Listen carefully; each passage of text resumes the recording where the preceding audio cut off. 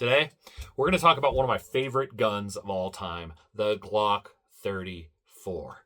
Guys, if you like content like this, subscribe for me. I'd appreciate it. Today, this Glock 34 is one of my primary home defense guns. I love this gun. Very reliable. I've made some modifications to make it fit my hand. And in the competition world, the Glock 34 is stuff of legends. But I have another Glock 34, the one you probably came here to see. And I get the question a lot. This gun is more infamous. It's controversial. It's the Taran Tactical Combat Master Glock 34. Now, this one is the John Wick 4 edition. The question is it worth the cost? A Glock 34 Combat Master versus a run-of-the-mill Glock 34 Gen 5. Should you buy the Combat Master? We're going to get into it right now. Shooter, make ready.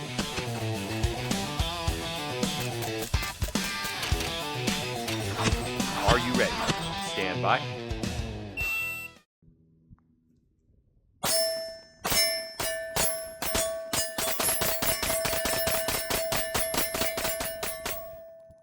So here are my three Glock 34s. This one is unfired. I picked this up when it was announced that they were no longer going to be selling this gun, and I thought, hey, I don't want the rest of my life to go and me never have a brand new Glock 34. So this one is brand new, unfired, factory trigger, no modifications whatsoever to this gun. This one I have tweaked to my liking and have it set up the way that I like it. The current Combat Master, I've got this set because I was running limited in a competition the other day, so there's no optic on this gun currently. But we're going to talk about what the differences are in the Combat Master as it comes from Taran and a Glock when you purchase it at the store. Okay, the first thing you notice, it's tough to miss, is the grip stippling. And if you'll look closely, there's a pretty dramatic difference in the shape of the grip. It's tough to see maybe a little bit on camera here, but what Taran has done is they go in here, Taran Tactical, and they straighten this out a little bit and they improve this grip angle. And I say improve, they make it a little bit more 1911 or 2011-ish. It's just a little bit more of an American grip angle. Where the Glock, what tends to happen with a Glock is people, when they come up to their natural point of aim, they have to break their wrist down a little bit to bring that barrel down so that it lines up naturally. This kickback here pushes the gun forward in your hand a little bit. And so there's some things that can be done. And what Taran Tactical has done is they've taken that hump out of there, and the gun naturally fits back into your palm and just goes to a more natural point of aim with your wrist straight, and causes people some less adjustment period in shooting a Glock. The next thing that you'll notice is not only has the grip angle been changed, obviously, but this thing is stippled very, very aggressively, and it sticks in your hand really well. This stippling job, it's really well done. It's enough to where you feel the stippling in your hand, but it does not... it's not abrasive. It doesn't hurt you at all. So I'm a big fan of the stipple job that they've done here. You can see they added the little thumb rest here. They did that on each side, where this is just flat on a Gen 5 Glock. You can see on the Gen 6, they have gone in and added something similar here. So you can see they've done some of the similar work there on the Gen 6 because they saw so many people were doing that. Now, the next thing you see are obviously the slide changes. They customized this slide, and obviously it looks absolutely fantastic. So there's window cuts in it. Okay, they've put their logo in it, and then they've got their Combat Master logo and everything in there. It's a cool looking gun. They've also got a special Taran Tactical barrel, so they have a special barrel that they've put in here, and that is one that I've actually I went and purchased their aftermarket barrel for one of my guns because it's just a good looking barrel, but it's been very, very reliable and accurate for me. So I went ahead and purchased one for this gun because I really was building this one up to see if I could make it compete with the Combat Master. The next thing that's different though is this trigger. This is the Timney trigger, and I've got that same Timney trigger here in this build. This is the stock trigger.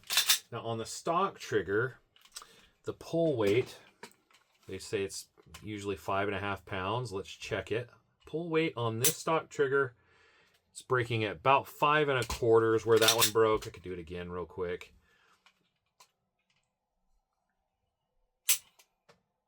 And that one broke at about 5.5. So we're running right at 5.5 pounds on the stock Glock trigger. They're well known for being awful. But every time you pull it, this gun goes off, and it only goes off when you pull it. So the reliability of the trigger, undeniable. I have a Timney trigger here in this Glock, and I prefer the feel of the Timney trigger. It's an entire drop-in replacement. This trigger, just drop in, not doing any work to it or anything, just dropping it in, and it pulls at 3 pounds. Then we come to the Timney trigger in the Combat Master. And this trigger broke at 2 pounds. It again. Dead on 2 pounds. Again, very consistent. Great break, fantastic trigger. It's a pound lighter. Why? Well, let's do some YouTube magic here. And I'll show you some of the things that I've noticed about the Timney trigger in the Combat Master Glock 34. You ready for this? Magic. Okay. YouTube hates it when you disassemble guns on camera. All right. So this is the frame of the Combat Master here on the left, and the standard Glock that I've just made my own modifications to on the grip and things. But internally, I haven't changed much other than dropping in this Timney trigger. Now, there is a key difference that you'll notice here that kind of surprised me. If you look here on the way this trigger works, there's a bar that comes across, and it works different from a stock trigger. This bar comes back and lowers this spring-loaded arm here. Let's see if we can get a good view of this. Okay, so here you go. This piece comes back. There we go. And that releases the striker. Okay, very simple trigger design. Very reliable. I've had no problems at all with Timney triggers. Some people will tell you that they'll be unreliable for the long run, but I've never had an issue. So there we go. That's that trigger. Notice this bar here is flat. Let me show you what they've done. Some of the magic pixie dust that they've put in this gun to get rid of that extra pound. Now, I'm not sure exactly how it helps or exactly what it does, but you can see on that same piece that moves, they've carved out a nice little section to keep it from dragging. Look at that. So that's one key difference and one modification that Taran Tactical makes to this Timney trigger. Okay, the rest of it is spring changes. The trigger itself is lighter to pull, and it's mostly spring weights that they've modified and changed here. There's a spring, a coil spring in here, and the coil spring in this part of the trigger and the coil spring here, there's a difference there. This spring is much, much tighter than the spring that's here. So there's a difference there, and then the difference that's here. Now in the slide, the safety plunger here, this firing pin block, this spring is far lighter under there. And then they've also lightened up the spring on the firing pin itself. So that firing pin spring and the safety plunger spring are both far lighter than they are in a stock setup. This is a much tighter spring, and then there's a real noticeable difference here. There's significant difference in the pressure that I have to apply to that. So there's some kind of a coating, and I don't know what it is they've put in here, but inside the railing down here, there is a different color down in there than there is on any other Glock that I own. On any other Glock that I own, there's it's just black in here, and it's gonna be tough to see, but in the Combat Master, there's a slightly grayed area in there where it seems like they've put some kind of coating in the railing here on the sides of the slide. Okay, let's head out to the range. I know I've probably shown you a little bit of footage of these guns firing, but let's go have a close, in-depth look at how they shoot side by side.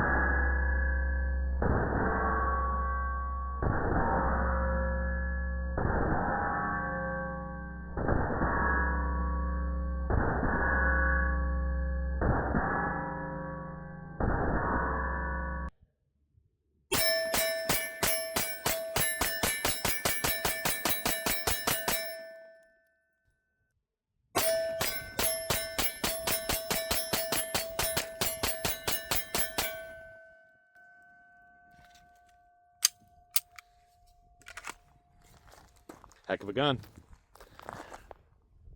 Okay. My impressions. I think I was surprised by how well my Glock 34 ran as far as flatness runs goes against the Taran Tactical. The Taran Tactical Glock runs incredibly well. The issue is it costs 4 times as much, but I will tell you this.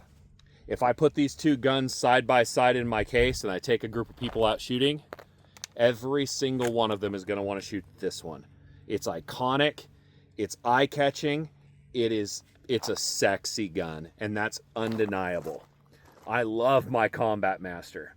Is it a better gun, or is it the ultimate Glock? I'll let you be the judge of that. Some of you are going to say, hell yeah, it's worth every penny. And some of you are going to say, no, it's a complete waste of money you're paying for a name, and you're probably right. I lean towards the idea that it's not worth the money, and you're paying for a name, and you're paying for prestige, but you're not necessarily paying for performance you can't find anywhere else. But I love this gun. You can't help but love this gun. So, what do you think? Is the Taran Tactical the ultimate Glock? Did it look to you like it shoots that much better? Then let me know in the comments below. We'll see you next time.